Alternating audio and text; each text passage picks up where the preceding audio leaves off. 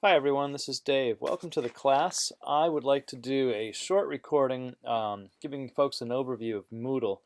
This will be especially helpful if you have never used Moodle or if you've only used it a tiny bit. Um, I think it'll hopefully put you at ease and get you going. So what you see in front of you is the course, and we have a number of different sections. This is sort of the weekly news events orientation section. And right now there's really just a couple things here, a link to a writing portal, a news forum, which is where I will post big events you all need to know about. You'll get that right to your own email as well as here. And a forum where you can post questions so that if you have an issue or a question in the course, you can post it here, everyone can see it, and I will respond to it there. Of course, if it's about a grade or something personal or something the whole class doesn't need to know, then please drop me a line directly and I can show you how to do that as well. So let's look at a few things. You have the course title right up here. As I might have noted, we may be moving this course slightly, but you'll find it again. Here's where the course currently is. It's in spring 2014 and it's called WTW Spring 2015. There is a little message box up here, and if I have sent you a message, you may see my name with a little mailbox sort of symbol, which means you have a message from me. I currently have no messages, and I also have no contacts from this course yet, so that'll change soon. You'll see that I just took myself away from the course. I can do a few things. I can go to the back arrow. That'll take me back to where I was. But I can also use this little set of breadcrumbs, and I'll show you how that works. One of the first things you're doing is you are updating your own profile and seeing who else is in the course. The participants link shows everyone who's enrolled. If you click the name, you will see a little bit about them, and I ask that you read about me, and you do the same with your other classes. So once you are enrolled as a participant, your name will be on the list, and you can go ahead and edit your profile. Let's go back again. You'll see, I believe, in your settings, my profile settings, and here's where you can edit your profile. Just click that link and go ahead and change anything you'd like, write a little bit about yourself, upload a photo of yourself. That's very helpful. We'll be doing a lot of conversing with people in this class, and it makes it much easier when we can see what people look like. If you're enrolled in any other courses, you'll see that box down here as well. Activities, forums may appear here, but generally if you work out of this window, you're far better off. So, messages, people, your settings, a quick calendar, a list of recent activity. You can see if there's been any big updates, and a blog menu, which may or may not stay here. We're going to ignore the blog for right now. So when you come to the course, you'll see topics, and this is the first week. This opens Monday and runs till Tuesday the 20th.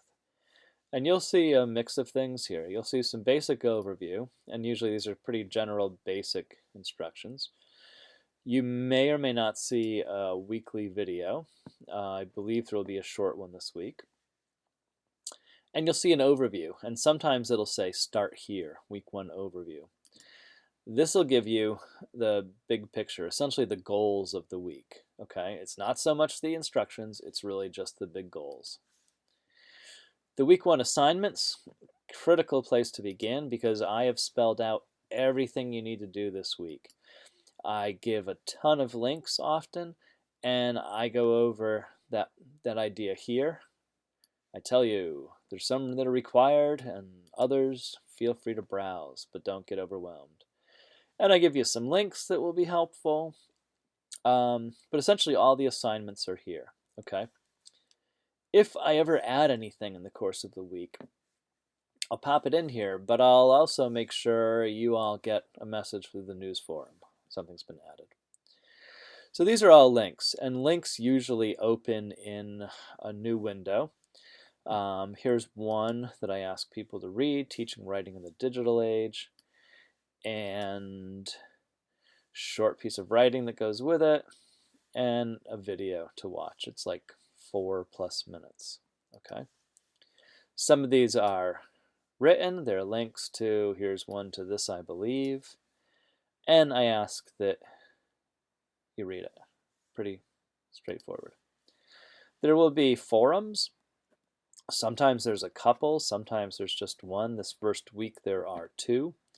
And forums work like this. This is about our beliefs about writing. I've put a prompt up here. And this week you're going to add a new discussion topic. So I'm going to ask that you write in this forum about 4 times this week, but sort of we're keeping a conversation going. So I want you to pop in and out of here and see how things evolve. And posting is pretty simple. Add a new discussion topic. You have to have a title. You should make sure you have all these little icons. If you don't have these icons, you're using the wrong browser. I use Chrome. I think Safari works as well. Firefox, I think works. Internet Explorer, not so much. So be using a browser that lets you see all this stuff. Okay. Now you can write here, and I do that frequently for short posts. But if you have like written something longer, and you've really spent a while writing this, and maybe you didn't want to write it online, maybe you wanted to write it in Word or Pages or something like that. And let's imagine that I just wrote this in Word. These programs, Pages and Word, have all kinds of junk code behind the words. So if I were to just take this, copy it, and paste it here, chances are pretty good it's not going to look really clean. It's going to have either some missed code or something's just going to be wrong. So if I am cutting and pasting from a word processing program, I want to make sure I do it this way. Go ahead and write your thing, copy it, right? And then click the little paste from Word icon. That'll open this box, paste it in, and go ahead and insert it. What it's just done is it has just taken out all that extra code that will mess this up, okay? We generally don't attach things because that's a real pain. If you attach your response, then we have to open it, and it just doesn't work well. So do not attach files, okay? Please. You can choose, I think, to get copies of the post by email or not. I'm in the course so much, that's about the last thing I want is more emails from the course. And then post to forum.